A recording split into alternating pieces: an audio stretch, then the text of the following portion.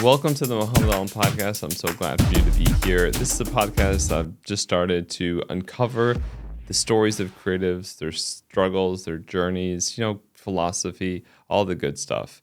I am a filmmaker and I'm a doctor. And today is episode 1, and we are going to bring in Sami Haque, who is an amazing filmmaker and strategist. Early on in his career, he developed 11th Short, which became a global acclaim. Now he works at EA Sports in terms of their strategy building, but he's also been involved in Disney and Apple TV, working on projects like Ted Lasso, working like projects like Severance. So we are going to really dive deep into the whole filmmaking process, the creative process, and all those things. Listen closely and please enjoy. Remember to like, comment, and subscribe. Share this with your friends and family, and please let me know what you think. All right. Welcome back.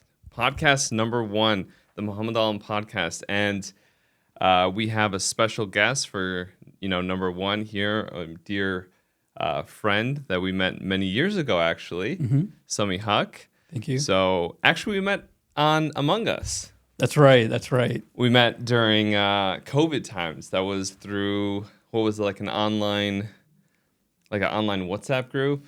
Sure. I think we were all trying our best to find ways to interact during a time where we couldn't really leave the house. Yeah, no, that was true. It was like such a big random group chat, but I remember you in particular because I was like, this guy's really good and he might actually get me out, but I love being the imposter. But then that kind of fast forwarded to, Fortnite. If you want to talk a little bit about, Fortnite and like what we think about Fortnite, how much we love Fortnite. I miss Fortnite. No, I think that what's great about that story also is I was able to meet your family. So for those who don't know, Mohammed has a huge family globally, and I was kind of brought into his family WhatsApp group. And it's a funny story because your brother-in-law, Corey, had kind of mentioned the story about how he used to be on the group but got kicked out. Yep, that's true. I mean, alhamdulillah, we have friends and family like all across the world. And what we do is my cousins in Ireland, we like to play like Fortnite. Before it was like Call of Duty. Like even before that, it was like Warcraft 3 Frozen Throne. And actually my cousin, Mir, shout out to Mir, he was the one that suggested, me starting a podcast to kind of talk about, my creative journey and, everything like that. But this WhatsApp group is a very like exclusive aspect that not everyone can just, walk into. And so when somebody got added to it, it was like all like, Mohammad Alam, Mir Alam, Fatma Alam, Nida Alam, and then like Sami Haque. So, but I actually have deleted WhatsApp since then. So I guess I'm technically not a part of the group anymore, technically speaking. So he would leave, but I would still be on the list. So here I am talking to all these people who I've never met in real life from a friend who I barely seen in real life. So that's kind of what started the whole Fortnite trend and gaming and being part of that WhatsApp group. Yeah, no, that's true. I mean, hopefully, inshallah, you can meet Mir soon. But so we are technically here in Los Angeles, and my story here in Los Angeles actually started very early with me meeting Sami. I flew out here and met him, and Sami gave me like all these pros and tips and tricks of navigating Los Angeles. It's also an amazing connoisseur and has like a Rolodex of food options in Los Angeles. But I think like everyone says they want to come to LA, but only a small partial percentage ends up coming. And I was thankful I actually did come. And so now it's been, like 3 years now? Yeah, I'm really impressed. And to all your listeners, this is a common trend that tends to happen to me. People will come to LA, see what's going on, and say, this is exactly where I want to be, and I'm going to come here and watch. They use me for the next few months to try to figure out real estate or how to navigate through it. And then after a few weeks or so, we'll just completely give up on the dream. You were one who said it and actually went through it all. So I'm very impressed. It's not easy to do, especially from, you live in like Narnia, New York. Yep. For that, all the way to Los Angeles, it's a long, long trip. So kudos to you, man. You made it happen. Why do you think everyone wants to move to LA? I think that if you have a level of enjoyment of art, creativity, and you're surrounded by people who have that same level of desire. And I think that people are seeking that out in different cities around the country. And LA is just a hub of people who are always trying to do something to elevate that level of creativity and art that's all within us. Mm-hmm. So it's like basically if someone wants to like shoot a film or start a podcast or like, whatever, I guess music or music video, like saying it out here is just like, oh, that's everyone who wants to do that. But if you say that in like middle of nowhere, I don't know, America or other places, they might think you're kind of like crazy or delulu, right? It's difficult. Yeah, I'm from a small town too, Carroll Stream, Illinois. Shout out to Carroll Stream. But out in Carroll Stream, it's difficult to find, people who are willing to spend the time on the art, but also finding South Asian voices or Muslim voices to be able to kind of conduct that. So I think LA brings everyone from the country into one city where you're able to navigate through that very easily, like to create a podcast or to do a short film. You can get people into it very quickly versus to do it in other places. Right. So there's like a lower barrier of entry here because like you have people doing it, you have the support, maybe you have the infrastructure. But there's always like that debate that I have with my family is New York or LA, and I would like to hear your pick about that because you originally came from, as you said, like, the small town Illinois. You chose to come to LA as opposed to like going to New York, which is another kind of like hub of some element of creativity and, networking, potentially more than like any small town. Yeah, I think that's a really good question. I think because of the type of art I wanted to be involved in, which is TV writing, TV shooting, that tends to happen more in Los Angeles. New York tends to be more theater or media related. So a lot of talk shows are there, news is there, versus like what inspired me a lot was growing up in the 90s era of like sitcoms. Mm-hmm. So this is a multi-cab in stage, in a sound stage, in a studio. Wow. Shot on location. That's kind of what I've always dreamed to be a part of, is to be part of that world, which tends to be more of a Los Angeles thing still. Okay. Even after like filming is moving out of the city, I still feel like this is still the hub when it comes to multi-cam sitcoms. Oh, interesting. And you've been exposed to that while you've been here in, your last, what is it, like 10 years since you've? Yeah. It's been 10 years. It's been a pretty long journey, but during that time, I was involved in television and in film, currently working in the world of video games. So kind of seeing all the worlds of entertainment, bringing us back to video games, by the way, from Fortnite to where I am today. But it's just an interesting ride to see how art is created from behind the scenes. Yeah. Wow. Do you think that like, because your aspect of art, I mean, a lot of aspect of art is like intertwined with business, but I guess for most people, at least me before and kind of me now, is that art and creativity is kind of like this like vague cloud that we try to reach in and grab and like utilize, and some things hit, some things are successful. But for it to be a business and a sustainable business, it has to be like reproducible. It has to be reliable. Have you noticed that, I guess maybe there's different types of art that can respond to different ways of approach, or? Yeah, I think monetization is a completely different layer on top of art. And I think that's kind of why I love New York in particular, because theater is such a great art that's still part of the bloodlines of New York versus those who are trying to get into the mainstream and monetize into film or TV. So there's definitely different layers. And if you're familiar with the show Entourage, they call them suits. Mm-hmm. But the suits are necessary in town because they're helping navigate how to be able to monetize your art. So as an artist, you're creating art. You may not know anything beyond that. How do I get this in front of the most amount of people? How do I make this into a career so I can actually make money off of it? True. And how do I get it to a position where it starts to make impact in people's lives? And I think as artists, we're trying to create art for our own selves, but at the same time, it can go out and reach so many more people through that avenue of monetization. Wow.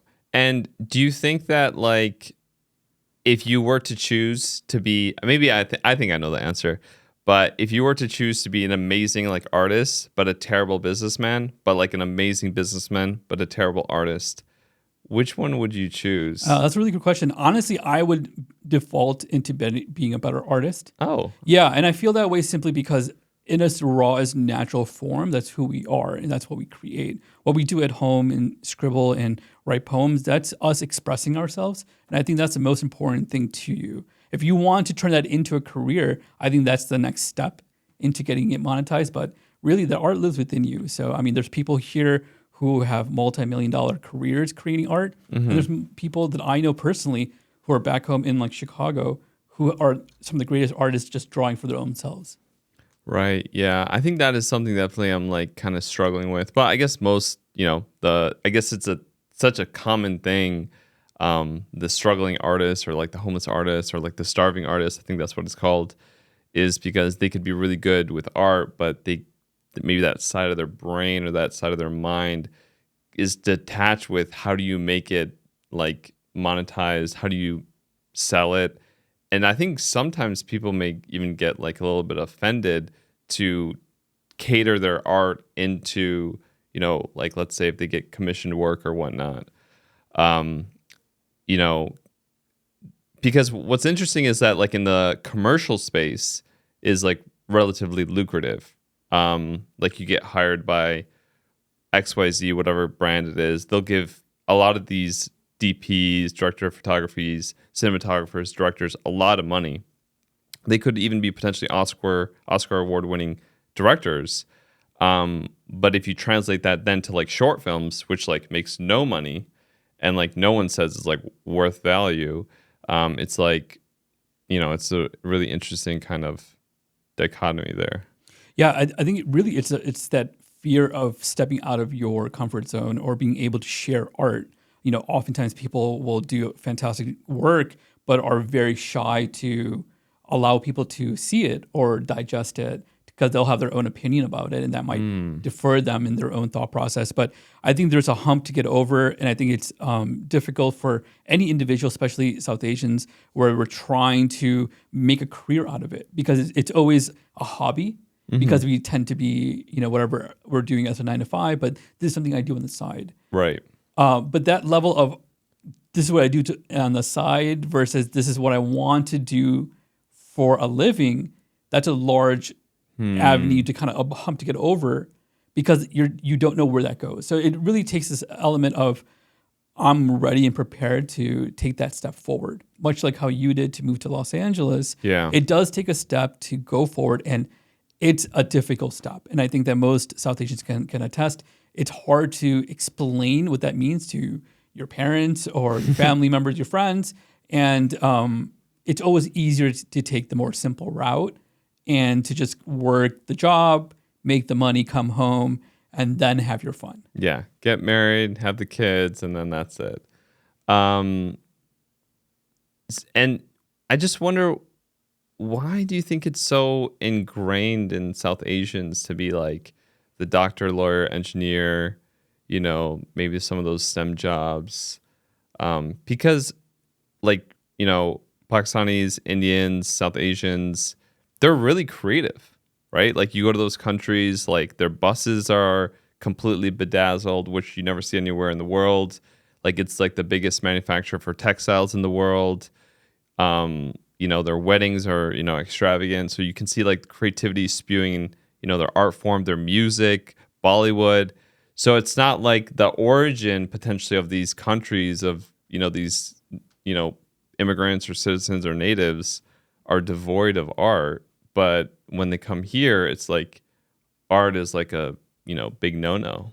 Yeah, I think it simply comes down to risk and reward. I think that the safety net of going through medicine or going through law or engineering can help you navigate through a difficult job market, for example, and it'll keep you afloat through the process. So sometimes people even say, well, once you finish your engineering, medical, law, then you can, go into this hobby afterwards. Yeah. So there's definitely a risk factor there, but I feel like if you come to LA with a plan, and you can really talk to a lot of people who are already doing this. There's so many Muslims who are already doing this right now that you can reach out to. find a plan. And then once you have a plan, you can get to that same level. I mean, we have producers here in town that you and I both know who make way more than a doctor does. That's true. So it's not about that safety or that money at that point, but the risk of, am I going to make it? Yeah. I don't think I came here with the plan. I don't know if that was the artistic side of me or just like the spontaneous side of me. It was just like book the flight, move, that's it. And I remember like people were like, "Oh, what's the story you want to tell? What's that, great like Oscar award winning idea that's pushing you to come to Los Angeles, the city of angels?" I was like, I have none. But I guess alhamdulillah, since then I've noticed that it's not necessarily to have an Oscar award-winning idea. It's more so, as you said, embodying the idea of being creative. Because whoever it is, it's not that they just have one painting. They have like hundreds or thousands or short films or feature films or music videos. And I think the biggest thing for me, the biggest issue was identifying as someone who is creative. Because it's kind of like, you don't have a degree to be creative, right? You could go to school, whether it's film, art, music, but doesn't mean that you're creative. You can learn like the specifics. And I think that is a big part of the whole South Asian kind of, I don't know if it's like a curse or it's like a claw that like holds deep, but yeah, I mean, now that I think about it. Yeah, I think community, our upbringing has a lot to do with it too.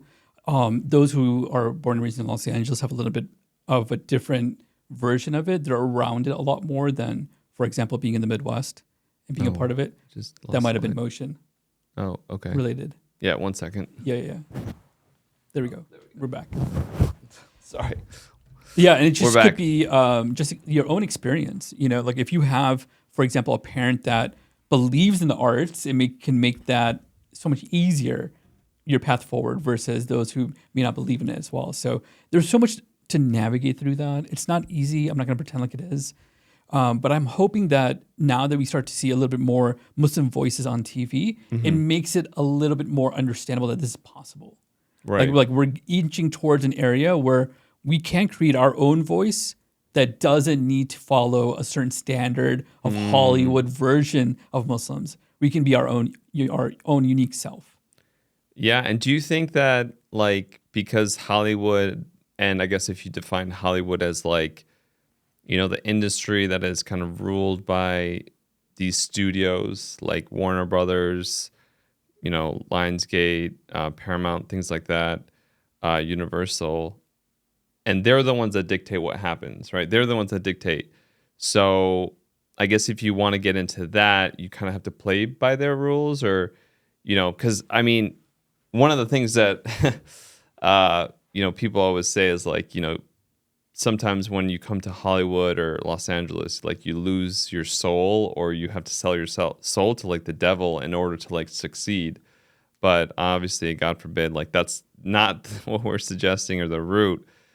But I think maybe that's how maybe like YouTube can kind of like divert against that, because you have a platform, you can post movies, videos, and I know Amazon Video you can just like directly produce. But do you have any kind of like thoughts on that? Yeah, the one stigma that I often heard in my day was that they don't want to see Muslim voices on TV. They don't want to have any of this on TV. You'll never make that a norm. But then I don't think that there's any agenda out there. I think it's timing and opportunity. For example, Gerard Carmichael had a show on Fox that did well. It ended. They approached him again for another show. He at the time was touring with one of his friends who opened for him, this guy who wasn't well known named Rami Youssef. Yep. So Gerard says, well, I don't have any ideas at the moment, but maybe my opener, Rami, does. He has a unique story of where he comes from, his background. And then Rami writes Rami, which they used to then pitch all over town with Gerard to be part of it. So it's an opportunity that he came to that position. Hulu picks it up. There was a bidding war at the same time. Hulu then goes on to add in one of their characters, Mo Amer. Yep. So now Mo has his own show. And then if you watch the last episode of season 2 of Mo, he brought upon, I thought, the most genuine Palestinian story I've ever seen on screen. Wow. On Hulu, which is owned by Disney, which is one of the largest studios. Yeah. So it went from Carmichael to Rami to Mo to all this being a part of society today. That's and true. really, it wasn't any kind of agenda or propaganda or any kind of push. It was opportunity. Right. So we have to find and create these opportunities. And sometimes they're just going to pop up out of nowhere. Okay. So basically, because you have kind of like insider exclusive, not necessarily exclusive, but you've been on the inside, right? And you've been a part of these studios, Apple TV and, whatnot. So you're saying the biggest thing is not that we as either Muslims or South Asians or whatnot is like, oh, the system is against us. It's like, no, we need to make the opportunities or seek out those opportunities for us because they're obviously already there. And this is just the beginning. Right. I was actually working for FX Networks when Rami was picked up by Hulu, and we at FX were trying to find it. Oh, wow. So to a point where I met with the CEO, John Landgraf, afterwards, and we spoke about that topic. And he said, I wanted Rami really bad, but now I need something like Rami. And he even went out as far as to say, do you know someone who can bring me a Rami? Wow. So that opened up so many avenues. I instantly thought of so many Muslim writers that I know of. Yep. Pitched all those people to him saying, these are people who can bring you that. But that desire of wanting a Rami only came after Rami came out on Hulu. Right. So he's Right. kind of like a pioneer Right. But in that sense, maybe? you may not have been aware of it beforehand. Right. So if Rami brings upon this level of excitement, now all of a sudden all the studios want that Muslim voice. Okay. How can I get that Muslim voice? Because it's doing so well on that platform. I want to bring it in my world too. And that's how we start to build the building blocks to get into your own unique story. What about like, I guess, Muslim like directors or writers or producers, but it doesn't have to be like Islamic. It doesn't have to be about like South Asians. We just want to be like, a Muslim writer who just writes about like Joe and like Jack. Yeah, that's exactly where we are today. So like Delhi Boys is Muslim South Asian, Right. but if you watch the show, it really has nothing to do with either. Okay. It's just a story about family. It's a story about business. True. They all could be named John or Jack, and the story would still flow. So Right. now we've gotten to a point where a show like Delhi Boys can come on air, and no one's going to question it. No one's going to That's say, true. "Why am I not learning about their background of why they dress the way they do?" Everything was unapologetically as it was. There are so many inside jokes in Delhi Boys too that I feel like only Muslims would understand. But it made it to air to a point where like that's the level of people who want to watch it and want to learn about it. That's true. And they're on their season 2. They're gonna. Well, they're on say? season 1 right now. We haven't heard about season 2 yet, but Okay. very hoping for season 2. Yeah, inshallah, that would be awesome. And some of the guys on that. Yeah, right? yeah. I'm actually really good friends with both the leads. Asif Ali, who's been doing stand-up and TV for such a long time. He's actually somebody I knew before I even moved out here. And then Sagar Sheikh, who was part of Miss Marvel. Right, yeah. And is doing fantastic too, originally from San Antonio or Austin, Texas. Oh, I didn't know that. Yeah. It's been out here for a few years, but both of them did amazing in the show. They're doing amazing press tour. I love everything that's going on. They're getting so much attention from it too, and they're handling all that attention so well. If you notice that every like red carpet event, they're wearing the Artists for Ceasefire tags on them. Oh, wow. Speaking about it openly, both Asif and Sagar use their platforms on social media to really talk a lot about Palestine too, when you have all these eyes on you.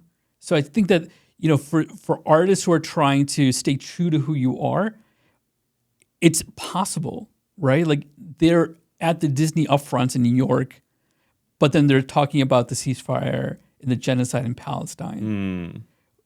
I think 10 years ago, people would say, don't say any of that or else they're going to remove you. Right, yeah. They're going to blackball you. They're going to put you in a situation where you can't get another role. Or another contract, yeah. But the Muslims here are so strong in the way that it's amazing to see them be part of the art and stay true to themselves.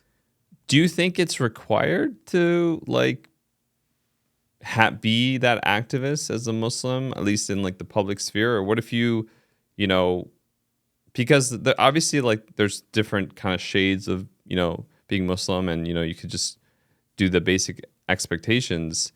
I guess this is more like a philosophical and religious question. If you need to be activist in order to be a Muslim, or even in that field, it's kind of like expected. Because if you don't talk about it, it's almost kind of like you get, insulted, you get canceled. Like, why aren't you posting? Why aren't you saying this?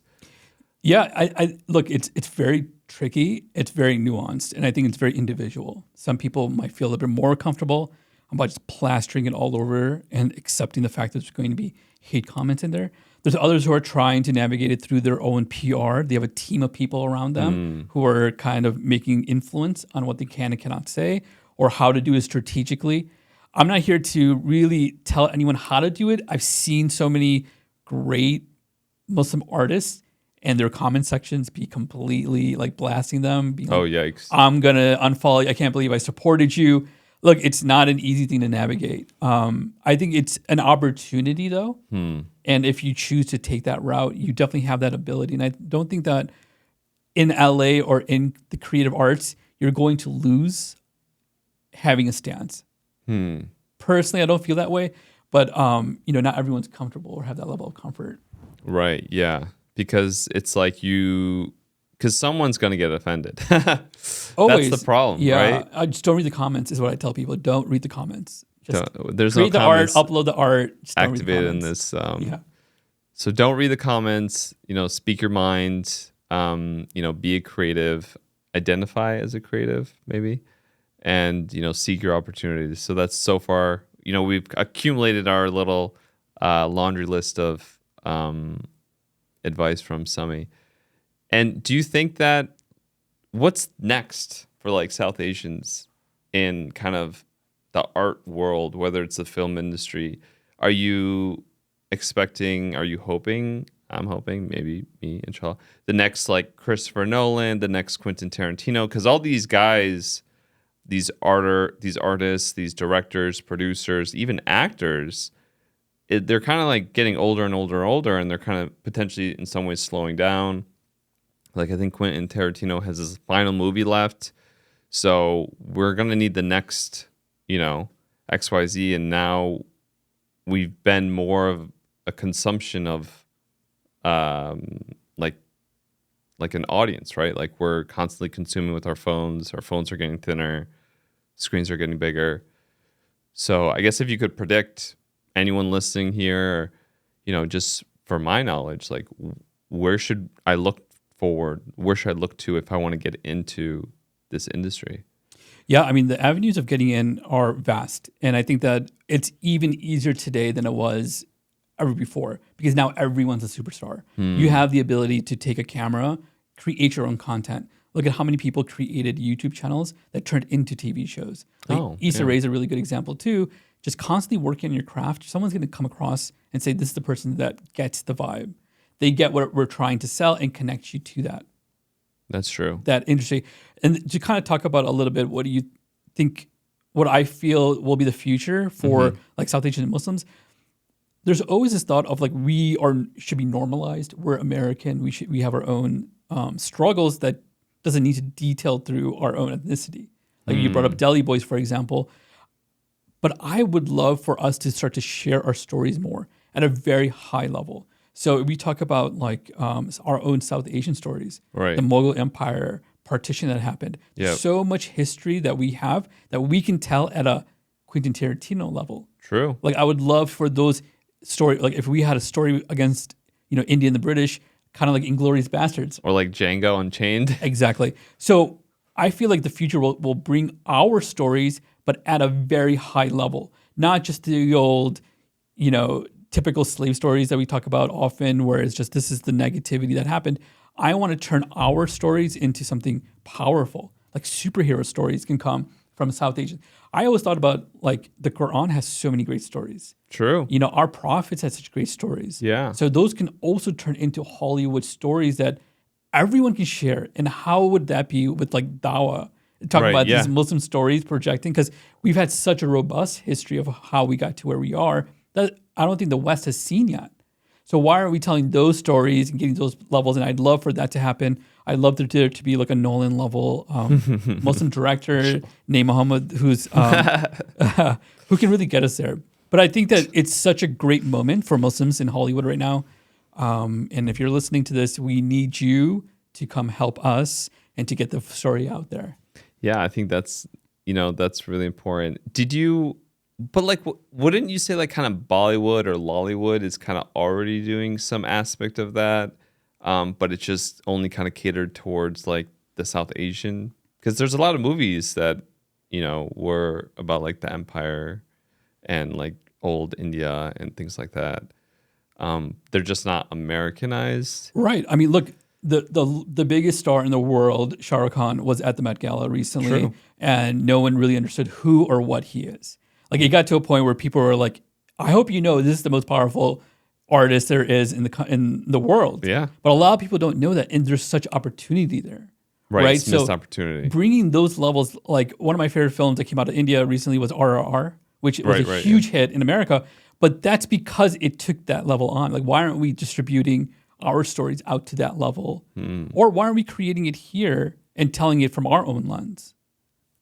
The only question I have is that like fine line, or that perceived fine line of like kind of abusing or taking advantage of a culture. I don't know if you heard of like the dupatta like controversy, where I guess some companies, I forget which company it was like selling a dupatta and calling it like a Scandinavian scarf. Got it. Okay. So, and it become a really like big deal of like cultural appropriation of the South Asian culture, because it's like, why are, maybe Westerners taking something that's so sacred and so like, holy or majestic from the, South Asian community and renaming it or relabeling it. If let's say you're not a South Asian, but you want to tell a South Asian story, is that allowed?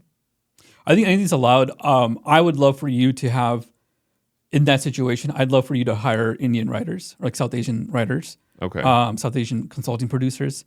I sit on the advisory board of MPAC's Hollywood Bureau. Right. We consult on TV shows and movies all the time. So I think it's who you bring around you. Those voices really do matter. And I think that that's our opportunity. Like Delhi Boys you brought up earlier, the creator Abdullah Saeed is South Asian. So he's able to tell this South Asian story with South Asian writers and actors. It makes it a story about us. So I don't think it's a bad thing if someone who's not South Asian to want to create a title like that. But I would hope that he or she would bring a team, right, to really make it an authentic voice for us. Because I guess if you think of like a movie like Django Unchained, I do believe Quentin Tarantino was the writer, but he's not obviously like African American. And I guess that's the question is, there's all these movies, like whether it's like Star Wars, George Lucas, he's not like a intergalactic fighter, or I don't know if the creator of Kung Fu Panda, which they say kind of just ripped off Kill Bill. Like, I guess that brings the next question, which I kind of just said, is if you want to tell a story, whatever story it is, or whoever's involved, are you required to be that person? And if so, does that put like an artificial limitation? Like, if I want to write a movie, can I write like a Japanese movie, or am I not allowed to write that? Or are only Japanese people allowed to write Japanese movies? Or like, let's say I want to create an anime that takes place in Japan, that's like indistinguishable, whether it's like a Dragon Ball Z or like a Death Note or whatever it may be. Do I have to be from Japan? I don't think I need to. I think I should be allowed to. Then why is that restriction on South Asians? It's something I'm just trying to understand with, because I feel like because it could be a potential sensitive aspect. I don't know if you have any other thoughts on that. Yeah, I think that coming from a place where we've had shows like Homeland Right. tell us about Muslims when they had absolutely no idea what they were Muslims are. So, like, I understand from that level, like representation really matters. I also see it from the point of creating that avenue of voice that may not be available today. For example, your influence can come from something written by a South Asian or a novel written by a Muslim that that moves you to a point where you want to create a film about it. Again, though, I think that there is an authenticity that you need to bring a team of people on that subject matter. So, for example, if you were going to write like a Black comedy, I would hope that the writers in the room would also kind of share some of that experience. So like you brought up Quentin Tarantino, I would hope that that is in part of his team to be able to make sure that they're not making mistakes too. Yeah. But ultimately, I think that the voice, anyone that's underrepresented would enjoy seeing themselves represented if That's they're true. not currently represented. But I think it's a building block and a stepping stone for us to get to a point where anyone who is misrepresented to get to a point where they can create their own stories. And I think that's very powerful. Yeah. No, I think that's the key thing is just, make your stories and be mindful of, what you're navigating through. What was interesting is briefly we were talking potentially, well, not really talking about this idea. I have this fascination with like humor and also horror. And I think I saw one interview with Jordan Peele, who created Get Out, Nope. I think he created Us as well. That humor and horror are two different heads or sides on a coin. Because we were talking maybe like a Jinn movie. Because if you think about it, this is my opinion. Maybe you'll see a Jinn movie coming from me soon. But like all these exorcism movies, all these movies like that are just like people who don't know maybe about jinns just being labeled as like something else. I guess we could divert to that. I don't know if you had any thoughts of. Yeah, I think that eliciting or feeling is what you're trying to do as a filmmaker. So to make somebody laugh or to make somebody scream in fear, you're eliciting that response. To be able to play with both of those, I think, is an art form in itself. So to be able to kind of create a horror that could possibly even be a comedy, you're eliciting two very strong feelings together in one story. So I find that to be very intriguing. I think that's kind of why people really enjoy Bollywood movies a lot, because it's really funny, but then it's really sad, but then there's a lot of action, but then there's music, and then there's love. So you're eliciting so many different types of feelings through that short period of film. So you're mesmerized by it. You're grasped to it. And I think that really engages the audience if you're able to do it properly. It's kind of like that push and pull, right? Like that tug between like happy and sad and then angry and then horror and then excitement, which is another push and pull that can be very addictive in video games, right? Yeah, that's very true. And it's interesting because video games is also storytelling in many ways as well. So if you do like a first person story, that takes a writer's room, that takes a whole script, that takes all this motion capturing that needs to be done. CGI needs to be done. Waterboard, everything that needs to be painted out. Like it's just so much like a film. It just spends so much more time on development than it would on a film side. And cost wise is, obviously a lot higher. But it's very similar in that same sense of like storytelling. Do you think that like there's any upcoming, whether it's titles or things that maybe you're working on or stuff that you would like to share that kind of is embodying kind of some of what we've been talking about? Yeah, I mean, right now at the moment, I would love to see some story arc with like South Asian or Muslim voices. Right. That's definitely available and out there. Like Red Dead Redemption was a really big game that came out a year or two ago, but just a great story. I mean, people were recording themselves finishing the game in tears. That's true. So it elicits a response from you because you're so engraved in it. Like Elden Ring is another example of like a game where you're completely involved in it. I mean, audio. So, a typical gamer is wearing a headset. Yep. So it's completely audio immersed into the story. Surround sound. You have to visually keep your eye focused because things are moving constantly. So you're not able to pull your phone out. You're not able to, go run and grab a snack. You're there in that moment. And then you have your visual, your audio completely immersed into one place versus TV or film where my TV show might be on and I might go run to go to the kitchen. That's true. I might pull out my phone, start scrolling through looking TikTok. Looking up the cast and be like, oh, let's see how old this person was during that time. The box offices. Exactly. So our attention is going to 10 different places versus in video games, it's in one solid place. So imagine a storytelling where you have a one-to-one where you completely have your audience engaged every second. Very addictive. Very addictive, but you can really convey a story that way too. Yeah. Like I love to be completely immersed. You're a big fan of movie theaters. I am too. But I love to just go in completely silent. Like, I don't know about you, movie going. I'm not big on eating during, talking during.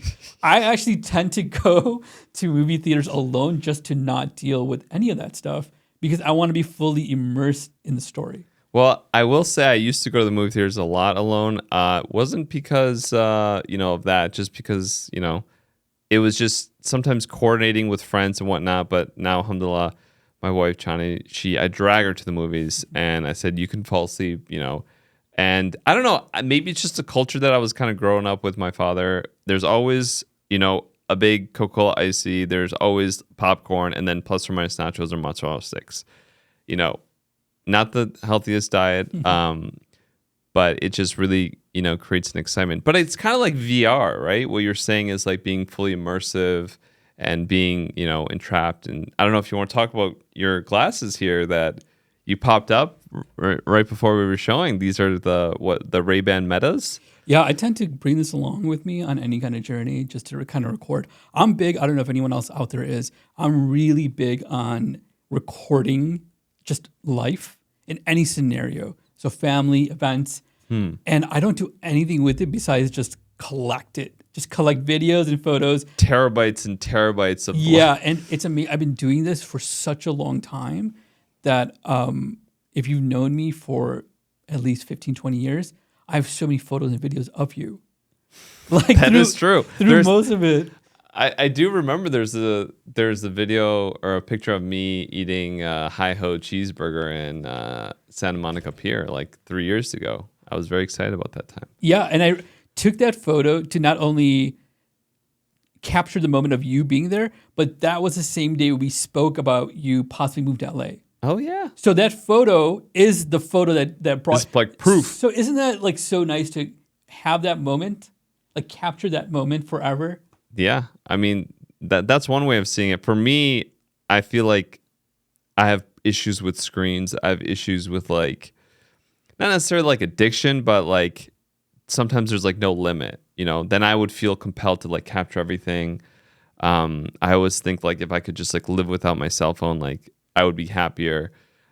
Which I did try with the Light Phone 2, which is like this small e-ink display that I used last year for like 3 months. It gets more and more ridiculous. Keep going on. Continue. And only on this phone, which is a really cool concept. It's like the idea of like being detached from like social media, the world, and like you can only text, call, and like I think there's like music potentially and GPS and like an alarm clock. That's it. But the problem is that our phones are like our external brain. They're like an appendage of our body now, right? And so if we want to continue to be as productive or efficient as we want to be, we kind of use the phone to get to that level. Though Christopher Nolan says he doesn't have a smartphone, but like whether it's like unlocking your car or like ordering an Uber or like listening to music on a run or like sending an email, you could potentially like segue that off of your phone and use it for a laptop. But then now you have to go to get the laptop. You have to go there, and then you lose time and effort. So I was actually wasting more time, believe it or not. No, we all believe it completely. It's a little ridiculous. He went so far. Can I tell you? Yeah, of course, please. Yeah, it would be so difficult to communicate with him. I'll send him like a link for a Google, like, hey, meet me at this location. Oh, I don't have Google Maps on my rotary phone that he carries around in the backpack that he dials. Hey, check out this TikTok. I think it would really help. Oh, I don't have. Everything is like making your life more difficult and making my life difficult as your friend. Anyone out there, family members or friends who dealt with this with him know exactly what I'm talking about. It's true. It was just difficult to get a hold of him or to convey anything to him because it was just everything needs to be like 8-bit. Yeah. Back in like 1992. It's the level he was trying to live in, and it made everyone else's life difficult around you. Including my life. Yeah, exactly. Including my life. I mean, I still kind of struggle with that. No WhatsApp. I don't have TikTok. I don't have X, Facebook, Instagram. I only have YouTube, and I feel like YouTube is like a creative platform, so I kind of use it as that. and like a portfolio for creation and inspiration to create. But yeah. Yeah, how he booked me here, he sent a dove and it flew into my window with a little note. And the note said, yeah, Meet me in North Hollywood at this time. No need to RSVP. I'm assuming you're going to come back. Yeah. It's a one-way messenger. When you show up, just wave outside and I'll look for you. And I'll be just like, it's been 2 hours. Smoke I wonder signals, if you got the... Literally, you have to do whatever you can to get a hold of this man because there's nothing else that works. I mean, personally, I think it helps with like, there's this writer, Cal Newport. He's like, written so many books about like efficiency, productivity, and he talks about like deep work. And a part of being, diving deep is just like not having distractions. And sometimes these distractions can take away from like the creative process, can take away from like your thoughts, can take away from like your inspiration.